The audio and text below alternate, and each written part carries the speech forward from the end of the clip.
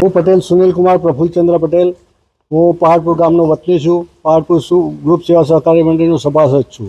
અમારી જે લડત હતી કે ભાઈ આ લોકોએ ચેરમેન સેક્રેટરી એમના મળતિયાઓએ મનસ્વીપણે જે કમિટી બનાવી હતી એના વિરુદ્ધમાં અમે નોમિની કોર્ટમાં ગયા હતા. નોમિની કોર્ટે 1/7/2026ના રોજ કામચલાઉ મનાઈ હુકમ આપ્યો અને રજિસ્ટ્રારશ્રીને એમને પત્ર લખીને કહ્યું કે ભાઈ તમે તાત્કાલિક ઓર્ડર કરી અને વહીવટદારની નિમણૂક કરો. ત્યારબાદ 2 તારીખે રજિસ્ટ્રારશ્રીએ બેંકને કાગળ લખ્યો અને બેંકે પછી તરત જ 3જી તારીખે વહીવટદારની સમીરભાઈ એન પટેલની મોડાસા શાખાથી એમને વહીવટદારની નિમણૂક કરી. ગઈકાલે એમણે ટેલિફોનિક વાત કરી હતી. આગલા દિવસે પણ એમણે ટેલિફોનિક વાત કરી હતી સેક્રેટરીશ્રી જોડે. સેક્રેટરીશ્રી ભાગતા ફરે છે અને હાજર ના રહેતા ગઈકાલે એમની ટીમે વહીવટદારની ટીમે સમીરભાઈ અને એમની ટીમે આવી મંડળીમાં પંચનામું કરી અને મંડળીને ગોડાઉનને એ રીતે 3 તાળા મારી અને બંધ કરી દીધું છે. આજે પણ સેક્રેટરીશ્રી જોડે મેં ટેલિફોનિક વાત કરી હતી. મેં એમને પૂછ્યું કે ભાઈ તમે કેમ નથી આવતા, એ જવાબ ના આપ્યો અને એમનો અવાજ ગભરાયેલો હતો. મેં કીધું ભાઈ તમે આવી જાઓ, કંઈ કશું થશે નહીં, પણ એ પોતે આજે ના રહ્યા. પણ એમને એટલું કર્યું કે મેં ઘરે પણ કહી દીધું છે કે મને કંઈ પણ થશે તો મંડળી અને આ લોકો જવાબદાર રહેશે. એમના અવાજમાં થોડું બીક જેવું લાગતું હતું કે આ જે લોકો છે મનસ્વીપણે એમને કંઈક ધાક ધમકી આપી અને ખોટું કામ કરાવવાની એમની ગણતરી છે, એટલે અમને અહીં હાજર રહેવા દેતા નથી. હું પટેલ જનકભાઈ સેવા મંડળીનો સભાસદ છું, ગામ પહાડપુર.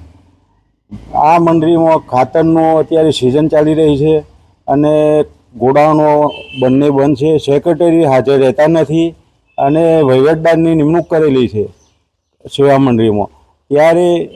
અત્યારે ખાતરની એટલી સિઝનની જરૂરિયાત છે ત્યારે સ્ટોરકીવાળાએ ભાઈ કહ્યું કે ભાઈ ક્યાં છો, તો કહે છે કે ભાઈ ચેરમેનને ખબર. આ પ્રશ્ન આ બાબતે મેં ખેતી નિયામકશ્રીને જાણ કરેલી છે કે અરજી આપી હતી, તો એમને કીધું કે અમે કાર્યવાહી ચાલુ છે. 8 તારીખની મુદત આવી છે અને હાજર રહેતા નથી મુદતમાં પણ.